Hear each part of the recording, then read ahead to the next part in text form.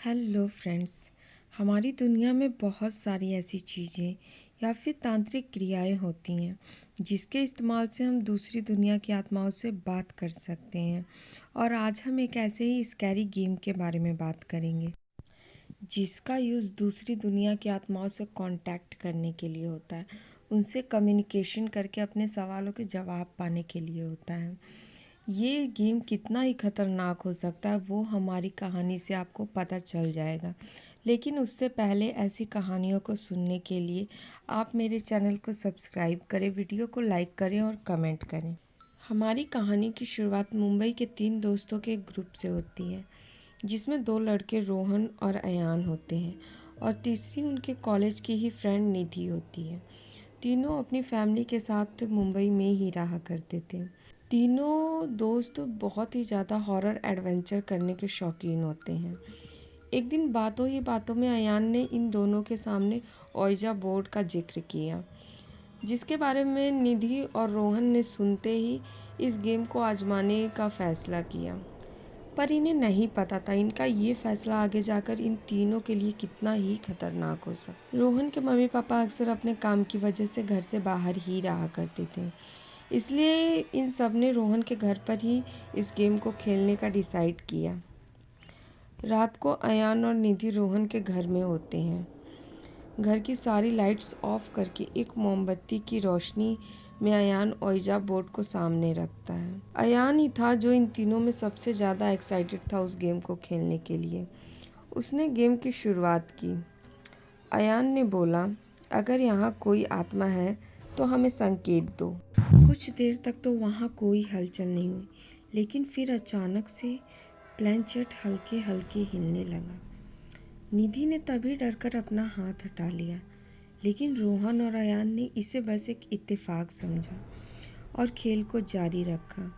अयान ने पूछा, तुम कौन हो? प्लेनचेट धीरे धीरे एक एक इंग्लिश के वर्ड पर मूव होने लगा और उनके सामने एक नाम लिख गया, राहुल। रोहन और निधि को बहुत कुछ अजीब सा महसूस हुआ। रोहन ने घबराकर पूछा, राहुल कौन है? उन तीनों के रोंगटे खड़े हो गए। निधि को महसूस हुआ जैसे कि उनके पास कोई खड़ा है, लेकिन अब प्लेनचेट मूव होना बंद हो चुका था और तभी अचानक से वहाँ की मोमबत्ती खुद पर खुद बुझ गई। तीनों को ऐसा लगा कि इस गेम के बारे में जो सभी बातें हैं वो एक अफवाह है और थोड़ी देर में अयान और निधि अपने अपने घर को चले गए। पर शायद उन तीनों को ये नहीं पता था कि उनकी ज़िंदगी इस रात के बाद पूरी तरह से बदलने वाली थी। अयान और निधि के घर से जाते ही रोहन भी अपने घर रूम में सोने के लिए चला गया, लेकिन जैसे ही रात के 3 बजे अचानक से उसके कमरे की खिड़की थी जोर से धड़ाम करके खुल गई और एक गहरी आवाज़ गूंजी, खेल अभी ख़त्म नहीं हुआ। रोहन हड़बड़ाकर उठ बैठा। उसका पूरा शरीर पसीने से भीगा हुआ था। उसने चारों तरफ देखा, लेकिन कोई भी उसको नज़र नहीं आया। तभी अचानक से उसके दरवाजे पर किसी ने ज़ोर से 3 बार दस्तक दी। जब उसने दरवाज़ा खोला, लेकिन बाहर कोई था ही नहीं। अगली सुबह रोहन ने निधि और अयान को अपने साथ हुई घटना के बारे में बताया, लेकिन तब तक अयान के साथ और भी कुछ बुरा हो चुका था। रात में अयान जब बिस्तर पर लेटा था, तभी उसे महसूस हुआ कि कोई उसके कमरे में है। उसने लाइट जलाई, लेकिन वहाँ पर कोई था ही नहीं। जैसे ही उसने लाइट बंद की, उसको ऐसा लगा जैसे उसके बेड के नीचे कुछ रेंग रहा है।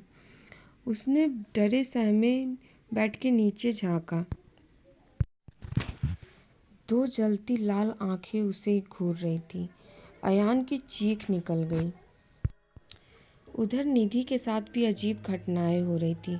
उसे बार बार किसी के फुसफुसाने की आवाज़ सुनाई दे रही थी, तुम बच नहीं सकती मुझसे। इस इंसिडेंट से अयान की तबीयत बहुत ज़्यादा ख़राब रहने लगी। अयान, जिसका स्वभाव कभी गुस्से वाला था ही नहीं, वो सब पर गुस्सा करने लगा था। अयान की मम्मी को कुछ अजीब लगा, इसलिए वो एक दिन एक तांत्रिक बाबा को अपने घर बुलाती हैं।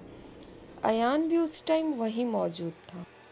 तांत्रिक बाबा ने अयान की मम्मी की पूरी बात सुनी और गहरी सांस लेते हुए कहा, अयान, तुमने जिस आत्मा को यहाँ बुलाया है वो इस दुनिया में बदला लेना चाहती है। अब ये तुम्हारा पीछा कभी नहीं छोड़ेगी। अयान ये सब सुनकर बेहद चौंक उठा। उसने तांत्रिक बाबा को उस गेम के बारे में सब कुछ बता दिया।